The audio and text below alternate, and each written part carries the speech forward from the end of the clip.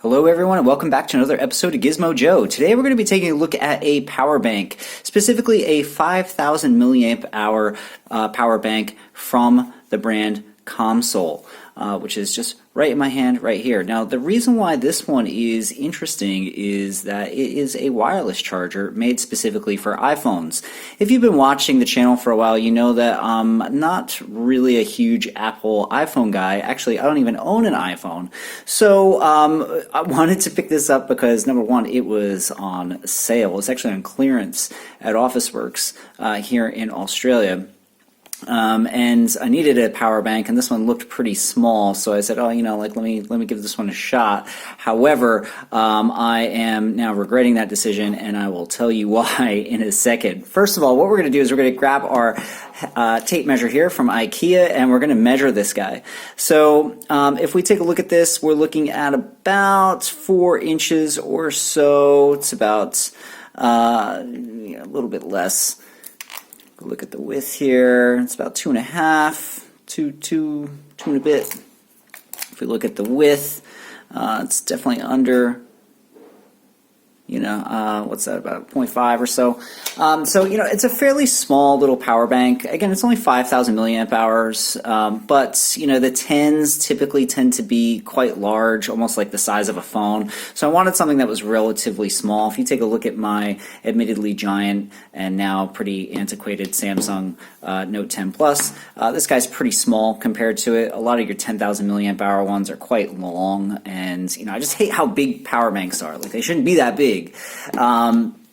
But anyway, before we get into this, let's just take a look at the device itself. So it has a sort of rubberized texture. It actually feels kind of nice. I don't think it would be like one of those rubberized textures where they get kind of like gunky after a while. I'm not sure if you guys know what I mean, but some of them can get kind of like, I don't know, sticky and slimy, and I don't know. But this feels like maybe it wouldn't. Again, don't know. But anyway, it's fairly basic. Like I said, you've got your ring on the back. Apparently this is magnetic, so it's got a magnet in here that would attach to the back of an iPhone, like an iPhone 12 or something like that.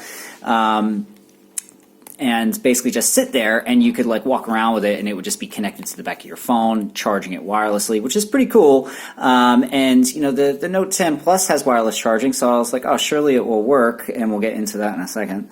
But anyway, if we take a look at the unit, we've got a USB-A, so that's just a standard USB-A. We've got a USB-C and a micro USB. Micro USB inclusion is interesting to me because, again, not many things use micro USB, but you can charge the device via micro USB, but you can also charge it via USB-C.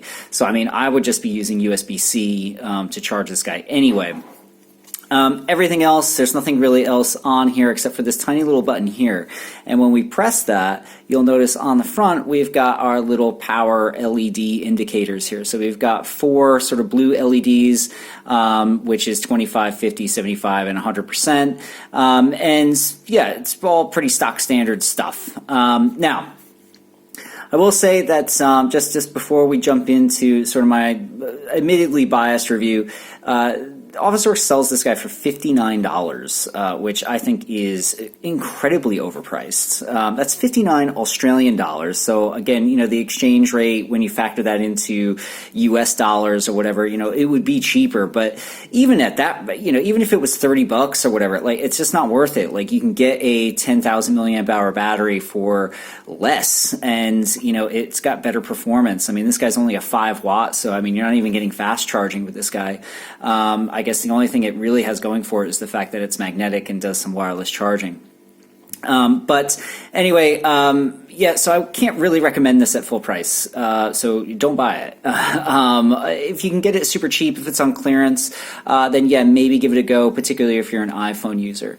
Now, let me just grab my cables and my phone, and I'll tell you why I can't really recommend this if you're an Android user. Okay, so I've got my phone. Again, this is, an admittedly old Samsung Note 10 Plus. I just can't quit it. I love it.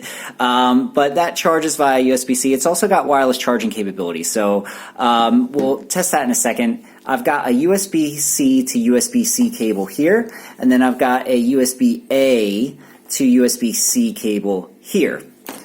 Now, what I want to do first is, test the wireless charging capability. Nada, nothing. It does sort of connect.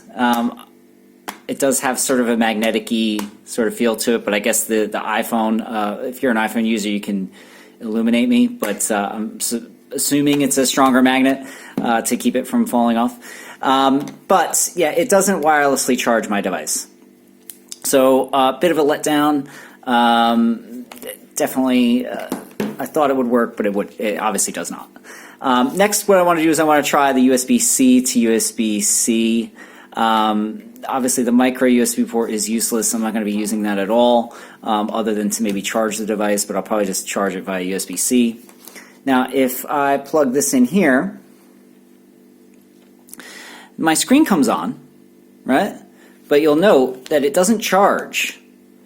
And what I found was really interesting, because like if I went into like my USB settings and stuff like that, basically my phone was supplying juice to the power bank, which I thought was odd. I was like, oh, surely. And then so like I went into my settings and I was like, oh, have the USB be controlled by my phone, not by the device, and it wouldn't let me switch. So I'm led to believe that this power bank cannot deliver power through the USB-C port. It can only take power. It's only an input, which is a bummer. Because, with everything sort of increasingly going USB-C, I don't want to have to carry a million different cables. So that's out of the question now. So the last test that I had was the USB-A cable, right? So I go ahead and I plug this into here, and for some reason it was like kind of, do I have this the wrong way around? I think so. Anyway, there we go. So we've got the USB-A to USB-C. Let's see what this does. I'll just shut my phone off. And nothing. Weird.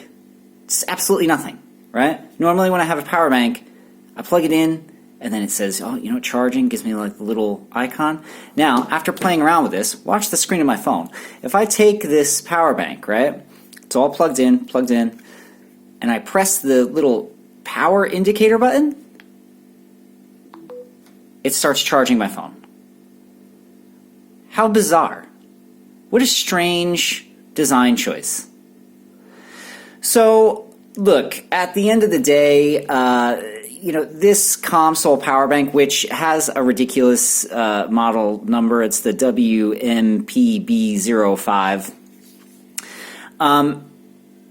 Admittedly, you go to Comsol's website, you go to the Officeworks website, it is only said it's only really good for iPhones, okay? So, my mistake.